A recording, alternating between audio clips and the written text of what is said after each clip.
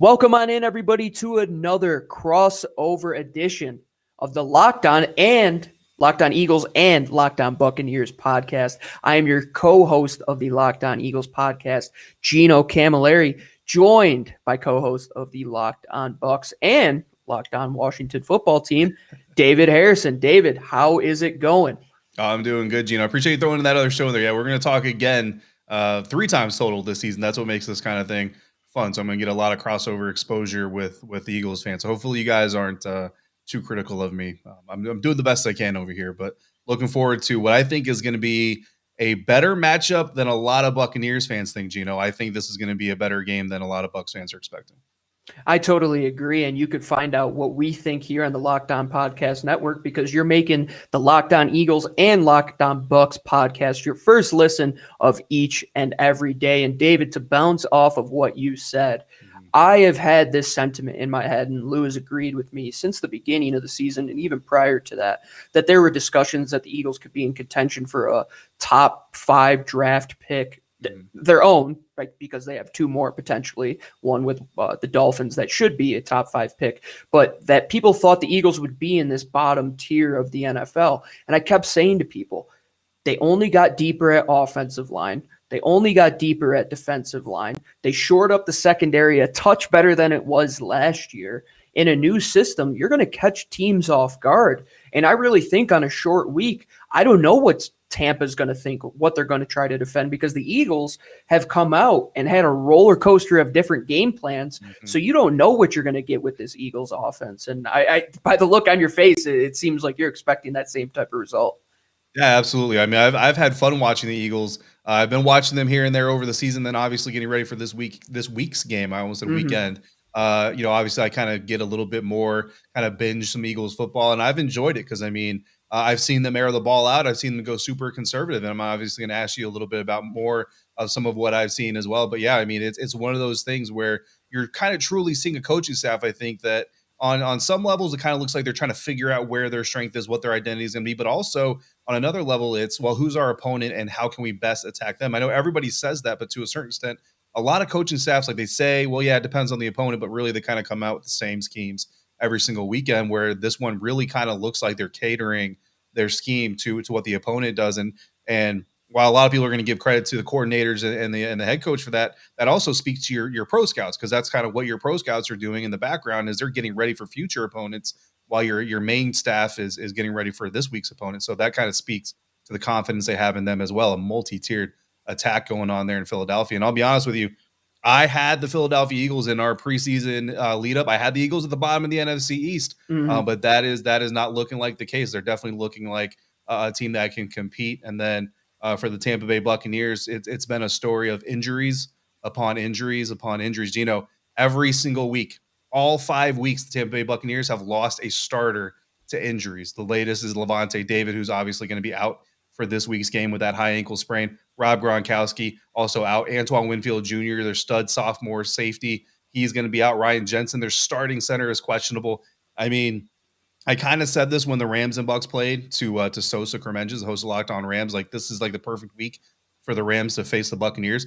This might be the perfect week for the Eagles to face the Buccaneers as well, especially at home in Philly, and especially in prime time, where the Buccaneers have not really done well in general, but then even in the Tom Brady era, really haven't looked very good in prime time. How much juice do you think the missing pieces for the Buccaneers defense specifically, but team really in general, the primetime atmosphere, and the fact that this is Bucs in Philly? I know it's not the biggest rivalry, but there are enough Philly fans around to remember the early 2000s, late 90s, that there is still a little bit of magic in that rivalry. I think, how much juice is going to be in this game? Well, let me first start by saying that as a team who has gone through the injury bug for now 4 seasons, we have gone through 20 different combinations of offensive line play in the last 23 weeks or so. It is the worst part of the game, and I totally understand where you're coming from. And especially in a position like this, like you said it, the Eagles are healthy. They got guys back. Lane Johnson is really the only one who's out still with this personal matter that the team isn't going to get into, and we all just hope the best for him. But you have Jordan Mailata coming back. Davion Taylor, who was probably their best linebacker last week, has recovered well from that calf injury. The offensive line that they have in play will now be 2 consecutive starts in a row. And that's something that this team hasn't seen in the past year or so. And now you're getting that continuity. You're going back home into an environment where, let me tell you, David, the second game I ever cried as an Eagles fan was that Super Bowl. So I never let Tom Brady live it down. But I did live in Buffalo, so his games of beating the Bills kind of balanced it out. Yeah. But the people in Philadelphia, I was there for the Super Bowl, they're not the biggest fans of Tom Brady. He is going to go into a hostile environment. I've been there for primetime games. It is just a different feel in Lincoln Financial Field. You hope that you can get a vast amount of, I would say, momentum from that. But seeing how the Eagles have been in these games where they either start fast or it takes them 3.5 quarters to come out and play, I don't know what you're going to get right off the bat. But to go into that environment, it's not going to be easy for Tom Brady, who is a guy that if they get to him 1 or 2 times with that interior pressure that they do have, it could really start to get in the hands of the fans and make the silent count be a part of the game plan. It could really throw off the timing of the offensive line. So you always have to take that account. I mean, if we were going down to Tampa in primetime, I would say the same exact thing for you guys. So I totally agree with your sentiment on that one. Yeah, absolutely. And I mean, and with, going back to that Ryan Jensen injury, with him being questionable, that starting center, Tom and him have done a lot of work together over the years, starting back before they even played a game together. When Tom first signed with Tampa, they were out there at the high school football field, maybe skirting the lines of COVID protocols for the NFL and NFLPA, getting snaps in together, getting reps in together. And I mean, if he doesn't play in this game again, listed questionable, I expect him to play, but I mean, he did miss the last part of the Dolphins game. So if he goes out there and he can't go, or if he goes out there and aggravates it and can't finish the game, that could become an even bigger part of this thing where now you've got a rookie center potentially going out there trying to make these snaps to the greatest quarterback of all time. But the ball isn't going to just suck in like it does on Madden just because guys got super high ratings from time to time. Mm-hmm. So I'm looking forward to diving deeper into this matchup with you, Gino, and looking forward to seeing this thing fire off tonight as my listeners are watching and listening to this episode. Our listeners will catch it here on Wednesday. So when we come back, we will be talking some Eagles and some Bucs going into the X and O's, what's going to happen on the field, what our predictions are. And I'll be starting it off asking David some questions about his defending Super Bowl champion Tampa Bay Buccaneers. But first, we have to give you a great message from our friends over at Get Upside. Eagles and Buccaneers fans, there's this incredible app that you could go on your phone, and everybody who buys gas, which is most of our listeners, I would say near 99% of them, you can make up to 25 cents on every gallon of gas at fill-up. So use the promo code touchdown today, and you'll get a bonus 25 cents per gallon on your first fill-up. I filled up the other day. I had 13 gallons. So what? I got $6.50 back. How can you beat that? You're just putting free money into your pocket. It is one of the best apps you'll ever get. As long as you have a gas-powered car, this is the app for you. Some people who drive a lot, my fiance, she drives 30-plus miles back and forth from work. She is just racking up the money at getupside.com. So make sure you use that promo code touchdown to redeem that 50 cents off on your first tank of gas. You could get PayPal, e-gift cards at Amazon. You could get all sorts of great rewards. So make sure you go and get Upside today. And we are going to dive deeper into this conversation, Gino Camilleri and myself, here on this crossover Thursday, the Locked On Podcast Network. Thanks to our friends over at rockauto.com, because it doesn't matter, Gino, if you're in Tampa, it doesn't matter if you're in Philly. Rockauto.com has more available stock at better prices than any chain store and any dealership you're going to find. I promise you that. If you want to test it, by all means, go ahead and test it. I promise you will find more options at Rock Auto's warehouse on the internet than you will at your local car dealership or chain store's warehouse there physically. If you go to that chain store, you're going to get what they have. You're not going to get customized services. You're not going to get the parts you want. You're going to get what is available. And you're also going to pay 30, 50, 100% more at those chain stores and car dealerships sometimes than you are at rockauto.com. So head over to our friends at rockauto.com. Find everything you need, whether it's car parts, whether it's carpet, whether it's tail lamps, motor oil. They have literally everything you could possibly want. Head to rockauto.com right now. See all the parts available for your car or truck, right? Locked On there. How did you hear about us box? We know that we sent you. Amazing selection, reliably low prices, all the parts your car will ever need. rockauto.com. All right, everybody, welcome on back to our preview and this Locked Locked On Crossover Thursday edition. Excuse me. I'm getting thrown off because the game is on a Thursday, and we have our crossover. Yeah, you're really getting all the action in here. You're answering all these questions. The injuries are coming in. You have the guys that are out, and it's like the middle of the week. These guys might have time to get better for a Sunday matchup, but you got to get right back into the swing of things going into a Thursday night game. And I want to get into the injuries, David. You mentioned a lot of them. I'm really interested to hear your thoughts at the cornerback position, because when I delivered my key to this game, I said that this is going to be whatever wide receiver unit comes out and performs the best. And I believe that the Eagles, with a banged up secondary, could take advantage of some potential holes on that Buccaneers back end. And I want to hear what you think of the replacements in that department. Yeah, I mean, that's a very intelligent take, because I think when you put these two teams side by side on paper, Mike Evans, Chris Godwin, Antonio Brown versus what the Eagles have, I think you have to, there's no shade to the Eagles wide receivers. Maybe they can get there someday, but you have to kind of tip your hat to those guys over in pewter and red. And I mean, Antonio Brown, off-field stuff, notwithstanding, that might keep him out, but careers production-wise is a Hall of Fame caliber wide receiver if you just take the production. Mike Evans is kind of on that track. Chris Godwin certainly has all the promise in the world. So it's no shade to say that to Philadelphia Eagles, but production is a two-way street. And like you kind of just mentioned, the secondary players get paid, those defensive backs get paid to stifle those players, and the Tampa Bay Buccaneers missing a lot of them. Again, Antoine Winfield Jr. is going to be out. They're starting free safety. Carlton Davis, their number one cornerback, he's out. Sean Murphy-Bunting, their number two cornerback, has been out since week one. Jamel Dean is banged up. Richard Sherman, the veteran, a better zone cover guy than man cover guy. The Bucs like to run a lot of man.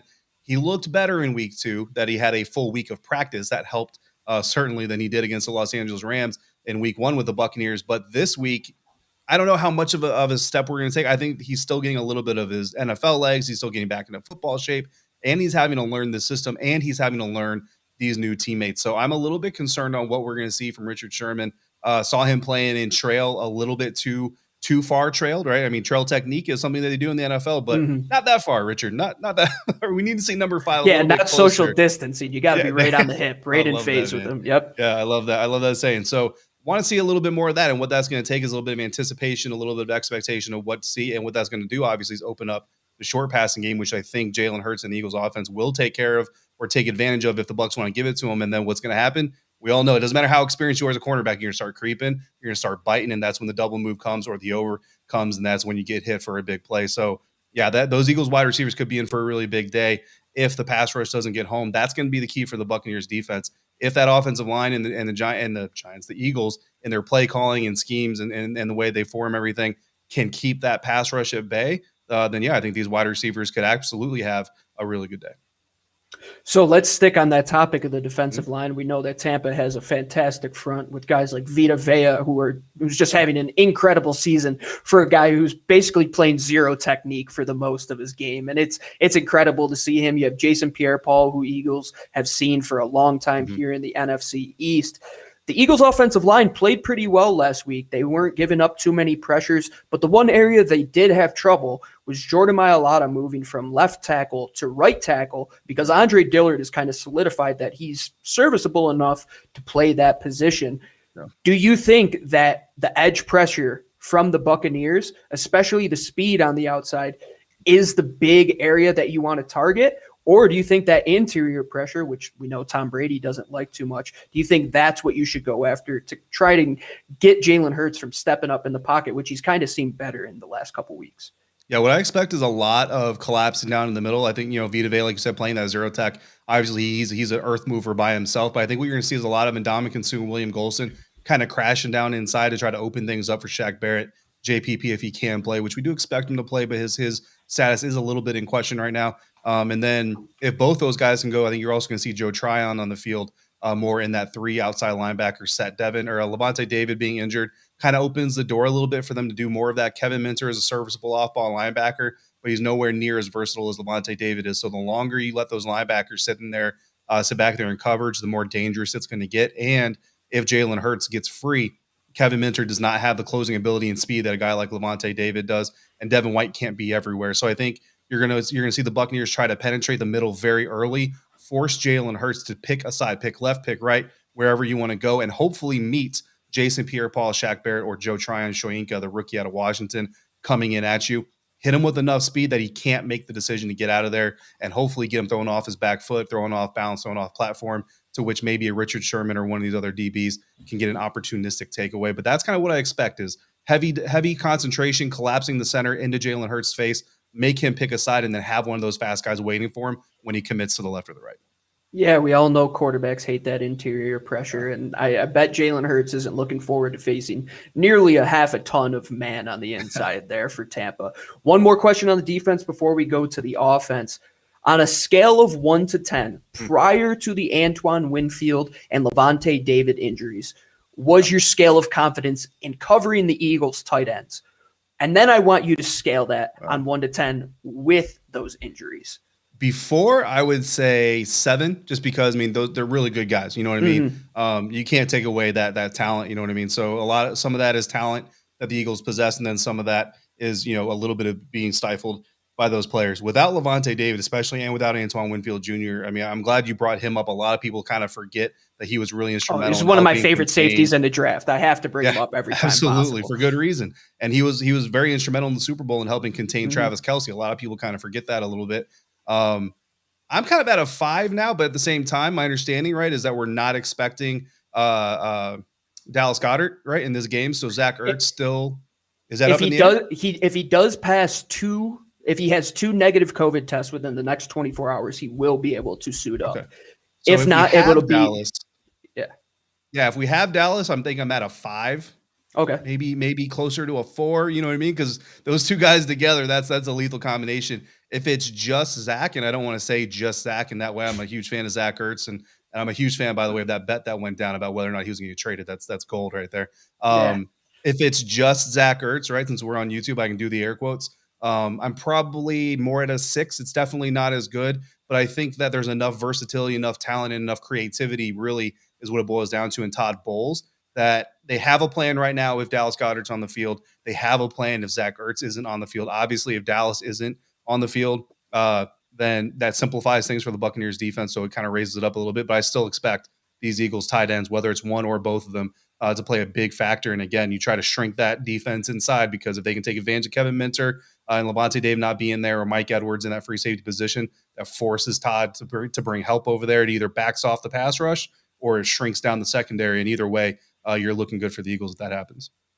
Familiar face in Todd Bowles, former coordinator here in Philadelphia. Let's flip to the other side of the ball on offense. We know that Tampa, they love to throw the football. They're built for the modern game, even though they have the oldest quarterback in football, and that's just how Darwinism is. I mean, you adapt or die, and Tom Brady is the best at ever doing it.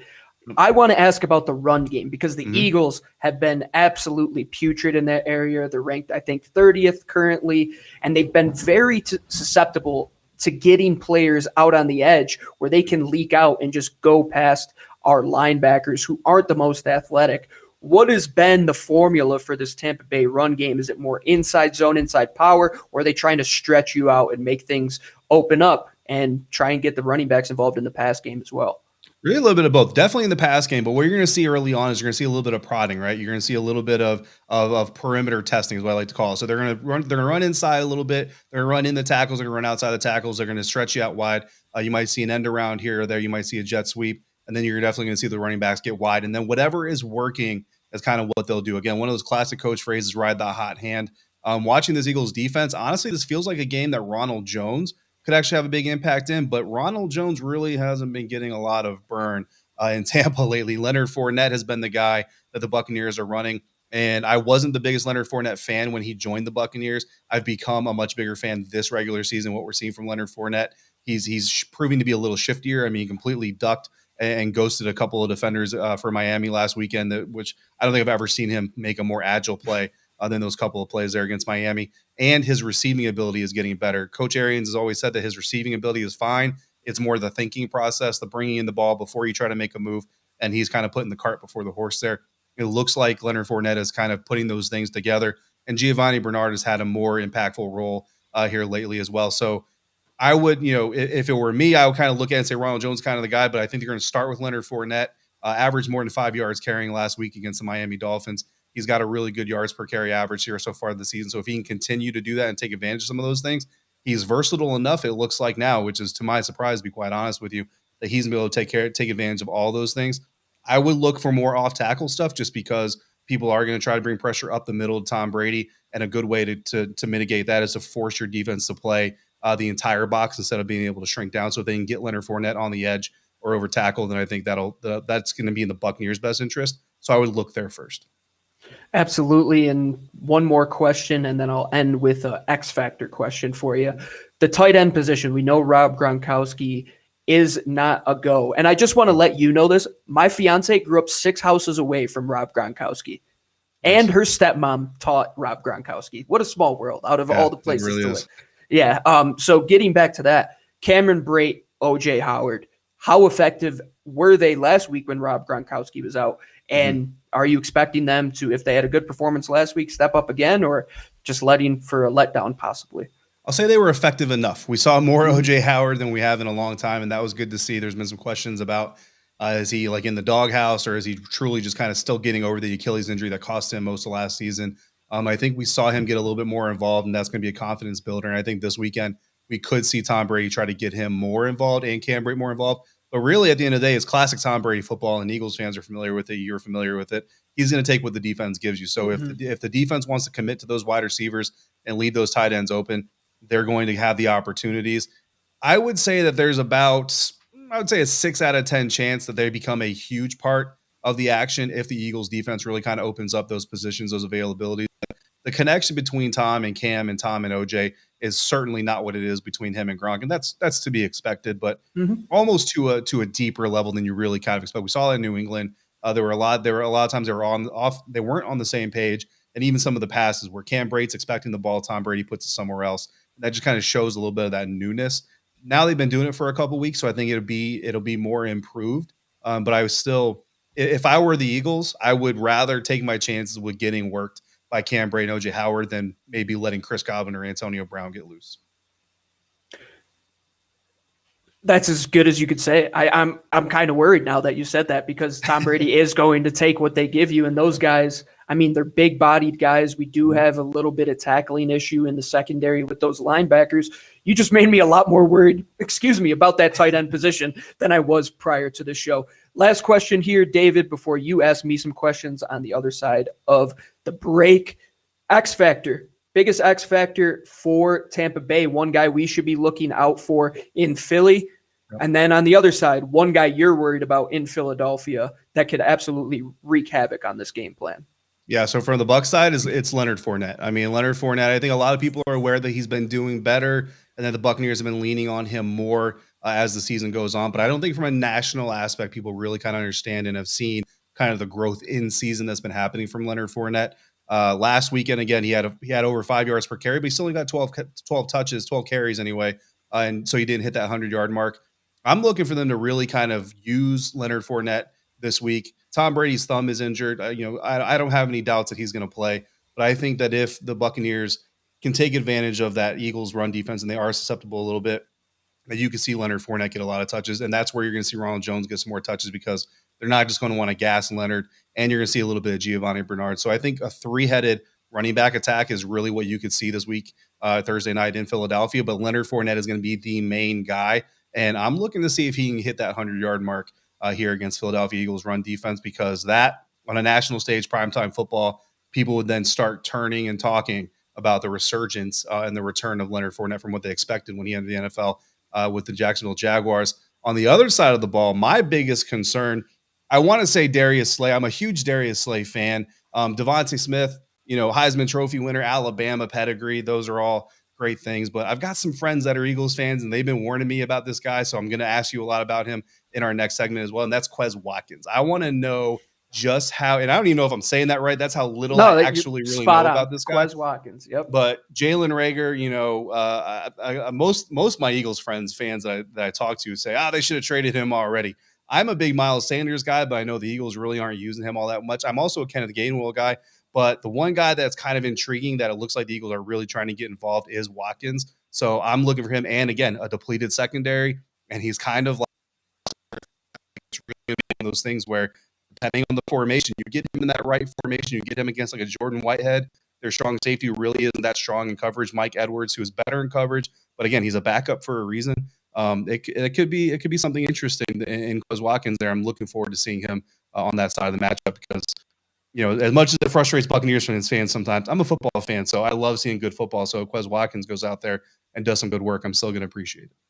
I second. Always want a good football game no matter what. And I think we're due for one. And when we come back to finish up the show, David will be asking me some questions on the Philadelphia Eagles. But before we come back, we have a great message from our friends over at Built Bar. Got back from the gym right before we did this, and I grabbed 2 or 3 Built Bars. They're unbelievable. I should limit myself to one, but they're just too delicious. I got the mint brownie, the chocolate chip cookie dough, the peanut butter. Lou got me on that. The peanut butter brownie is fantastic as well. There's 9 different flavors, and you could get a mix and match box where you get 2 of each of the 9 flavors, where you could figure out which ones you want, or just put a bunch of them together on top of some ice cream, which I always do from time to time. Not only are they healthy, but you feel guilt-free when you have them. Up to 18 grams of protein, low in sugar, low in net carbs, low in calories. What's better than that? So today, go to BuiltBar.com and use the promo code LOCKED15, and you'll get 15% off your first order. Use promo code LOCKED15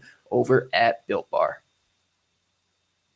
All right, we're going to turn the light on Gino and the Philadelphia Eagles here in just a minute, and we're going to do it thanks to our friends at betonline.ag because football is back. All eyes are on the gridiron, and betonline.ag is still your number one spot for pro and college football action this season. They've got a new updated site, new interface, even more odds, props, and contests going on.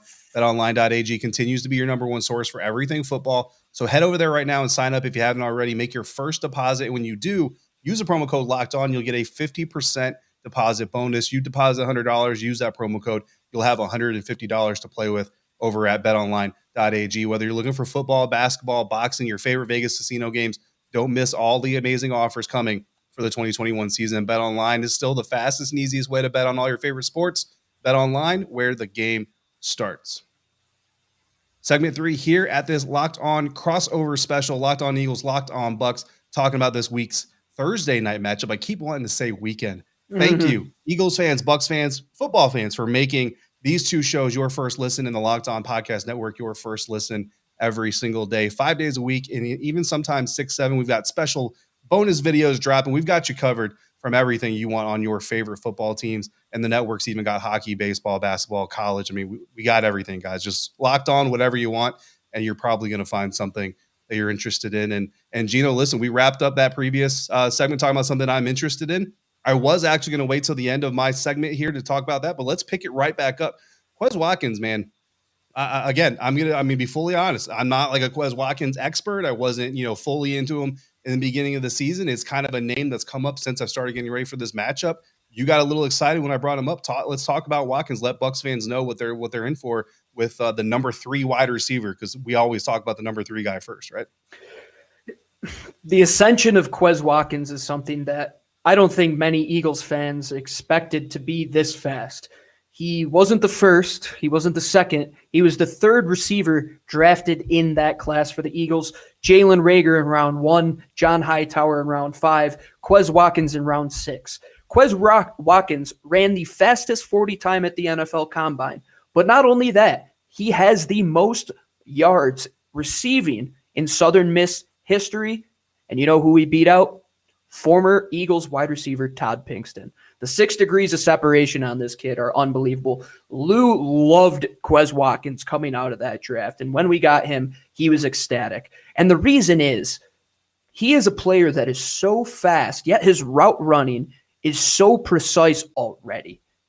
Seeing him get off the line with 4.3 speed and as smooth of a release as he has, people want him to move to that outside position and slide Reagor inside and let Quez Watkins feast. Because this guy, if he gets an ounce of space, he's smart in understanding zone. He can beat you in man. He'll stack you all day long. He'll shake you at the top of the stem.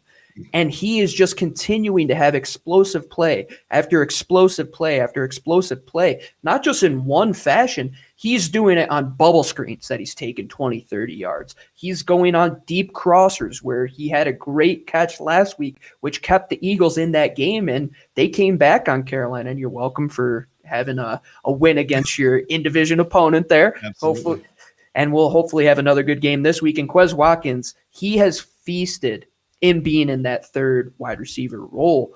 Because when you're going against a slot back who probably isn't as tall as Quez Watkins is, he's close to 6 foot. He has an unbelievable wingspan. He can go up and get the ball. Before the season, there was training camp videos coming out of him, just for lack of a better term, mossing everybody in Eagles practice outside of Darius Slay.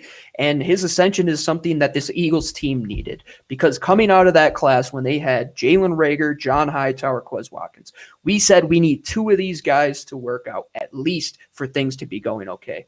I don't think Reagor is anywhere near his ceiling, but he's turned into a serviceable player right now. I think they still just have to design some more nuanced plays for him to really get him the ball in space. He was charted as the fastest player, according to Next Gen Stats, in the NFL last week throughout the entire season on a punt return that he only took 22 yards. To get up to speed that fast on a 22-yard run is unbelievable. So the Eagles wide receivers, they can speed race you.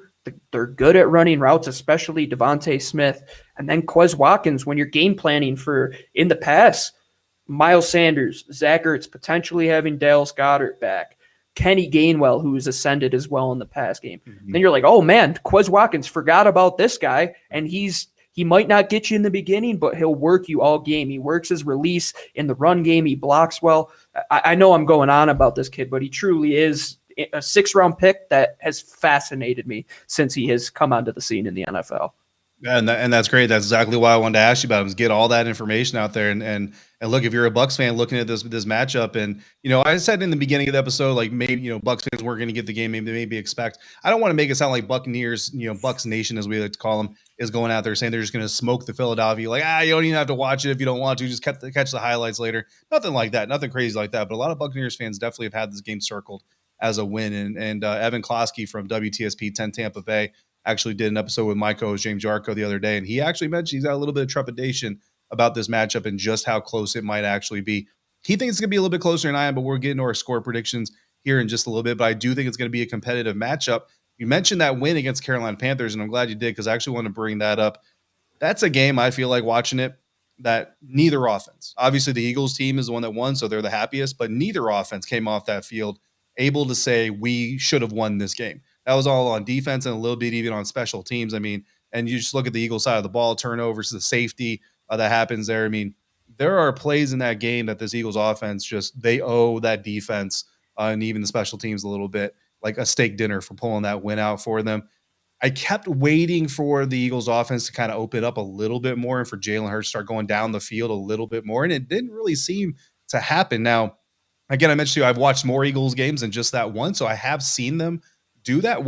Did you expect them to start opening up more in that Carolina Panthers game, or what do you think that was just a matter of sticking to the game plan and having confidence that they were going to be able to pull that out? How did you react to the way that game went? Because I mean, like at a certain point, I kind of looked at it, I was like, man, how's Carolina not up 2 scores here in the 4th quarter? Instead, next thing you know, you've got Jalen Hurts running in to the end zone, supermanning the Carolina Panthers fan base, which I'm here for all that shade and all that business. What did you think come out of week 5, and how do you think that's going to impact the way they handle things in week 6? They have to get back on track. Yep. And I say that because in the week prior, I said the exact same quote about the defense. And the defense came out and they looked all world. I mean, one of the best all-around defensive performances I've seen outside of the linebacking unit, which still is improving, but the cornerbacks looked great. The safety play has been getting better. Jonathan Gannon moved from a quarters-based scheme to some cover 3 back to quarters. He was making you guess a lot more. And then the front, I mean, what could be said about those guys? They were at the highest levels of pass rush win rate. That is the biggest tongue twister I say on every show, and I mess it up every time. But these guys just get after the quarterback, and they did last week, and you can't always depend on that. That's something that isn't going – you're not always going to win the turnover battle. You're not always going to have 3 interceptions, a forced fumble. It's not always going to work like that, and you need your offense in the modern game to be able to score points. And it was evident the last 2 weeks, the red zone was something that they absolutely failed with. Mm-hmm. So then they ended up scoring 2 red zone touchdowns last week. That's improvement. But what did they do? They went back on their downfield passing ability. They weren't scheming guys open as easily. The quick passing game wasn't there. What I'm thinking, though, going into this Tampa game where you really have to simplify things with just 2 days preparation, really, that maybe that might be the game plan. Like, get it out of the hands quickly, especially with those guys out in the secondary. If you guys can get guys out in space and scheme some guys open, you might find some avenues to hit home on this Tampa Bay defense where Carolina, I'm the biggest Jeremy Chin fan on the face of planet Earth. Yeah. There was no way they were throwing that ball down the field against Jeremy Chin in that secondary. I never thought that was going to be part of the game plan. But the game plan that they were given and the stuff Jalen Hurts should have taken early on, he missed some crossers. He was a step late on some throws. He was high on that interception that he missed the honey hole by 10 yards on that Zach Ertz throw.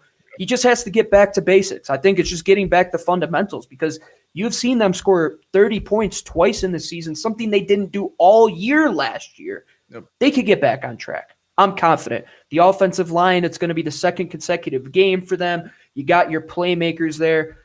Jalen, I think he learned a lot from last week, and he also got, I think, a lot of respect from people in that building by how that whole team overcame adversity. Not just Jalen, but those guys were doing nothing on offense. And I mean, absolutely nothing. They were as stuck in the mud as a car having to get towed out on the side on the highway during the winter. I mean, they couldn't do anything, but they've done things before. They're not an inept offense. It's just getting your feet under you, having Nick Sirianni understand that he doesn't have to make Jalen Hurts do things he's not comfortable with. Sometimes you could stick to what is the best and just do that. And sometimes that is going to work out. And when you have to simplify things, you get back to basics, get back to what you do well. In a short week, that might be a blessing in disguise for this offense to not get too creative, not get too overzealous in what they're doing. Stick to your guns, get it out to the playmakers, Miles Sanders, Quez Watkins, these guys,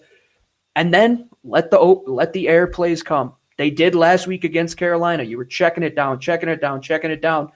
Fourth quarter, you need a long – and then you hit them big. And sometimes it's just making sure that you continue to play each play. And when you play Tampa, who knows what it takes to win 60-plus minute football games, if you let off the gas for 1, 2, 3.5 quarters like you did last week, pack up things early because it's not going to go as great as it did in Carolina.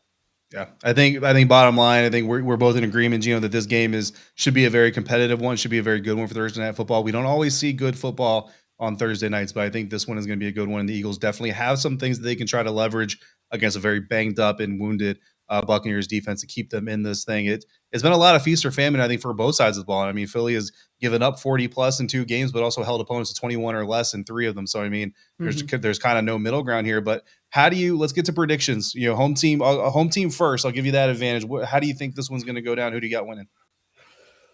This is one of those spots that, as somebody who does bet, and the line, according to betonline.ag, is only 7 points. That football number scares me just because it was last week. It was a 3-point deficit for Carolina, and the Eagles came out and won that trap game. Could it be another trap game? Could be a trap game for the Eagles. They could be thinking the exact same thing that I'm thinking, that Tampa might settle down with all these injuries and might do less of what they could. And then Antonio Brown will break for a 75-yard touchdown, and that could be evident. I think that in the end, Tampa is a much better team. They know what it takes to win even through adversity. I mean, you have Tom Brady. He's been through every situation, every variable that there has been in the NFL. They have the leadership there. They have the record in terms of winning they've won 6 out of 5 of the last 6 games, including the Super Bowl and then the games before that, obviously. I think both teams put up points. I don't think the defenses show up like the Eagles defense showed up last week, and I think Tampa with the injuries could be susceptible. A 38-30 game, I think, could be possible. Gets Tampa over that 7-point mark, according to BetOnline. And I wouldn't be shocked if the Eagles let up 38 or 40 points again, because I really don't know what this defense is at this point. Yeah. I don't know what this offense is. I'm just taking swings with a blindfold on because they haven't given us any answers to what this team really is. Yeah, and it's a work in progress for sure. So an 8-point margin victory for the Bucs coming from the home team there, Gino. I've got a 9-point margin victory. I think it was on Monday Night Football. Yeah, very close. I think it was on Monday Night Football. Somebody said in today's NFL, 10 points is a blowout. And if that's the case, and I definitely don't think it's going to be a blowout. So I'll go 9 points. I got 33-24. It's kind of a weird score. Maybe we get another high snap and a safety to get us to 33 there for the Buccaneers. Don't wish that on Jalen Hurts by any means. I'm a big fan of what Jalen can do. But yeah, I think the Eagles offense is going to be able to do some things against this defense. But I also have confidence in Todd Bowles and his ability to kind of put guys where they need to be and adjust for the weapons that he has. And honestly, every win that this team has with this defense as banged up as they are is only building that confidence even more. And when they get healthy again and have all those pieces back, and Richard Sherman is like one of 5 starting caliber cornerbacks eventually, I think that you're going to see a defense kind of take another step there. But that's further on down the road in this one. I think I have a 9-point victory for the Tampa Bay Buccaneers in week 6. We'll see how it goes. But I think either way, Gino, is going to be very entertaining. It's going to be a blast. I love watching football. I mean, we got more football tomorrow on Thursday. Enjoy your weekend. I'm going up to Wyoming to see Fresno State and potential first-round pick Jake Haener at quarterback this Saturday. Then we get more football on Sunday. What is better than this sport, David? I really Nothing. can't name anything. There isn't. David, let our fans know over at Locked On Eagles where they can catch you outside of Twitter, which your handle is down there. I might have added an I at the end there, but that's all right. Yeah, D Harrison 82 on Twitter, and then Locked On Bucs 5 days a week with my co-host there, my partner in crime, James Yarko. Both of us also writers for SB Nation's BucsNation.com. And then if you're interested in division rivals, I also co-host the Locked On Washington Football Team podcast, and I cover them for SI.com's Fan Nation. And you could find us at Locked On Birds on Twitter, at LockedOnEagles.com. As always, you could find all of the Locked On podcasts at Odyssey, Stitcher, Spotify, SoundCloud, anywhere where you could find your podcasts. Thank you for making the Locked On Eagles and Locked On Buccaneers podcasts your first listen of every day. And take your second listen over to the Peacock and Williamson show. We've been talking about these guys forever. They're one of the best duos in the Locked On Podcast Network. Make sure you go check them out. Make sure you check out David Harrison at David Harrison82 on Twitter. Check out myself at GC24_football, my co-host at DiBiase LOE. That'll do it here on the crossover special of the Locked On Eagles and Locked On Buccaneers. David, it was a pleasure, and best of luck to the Buccaneers. Yes, sir.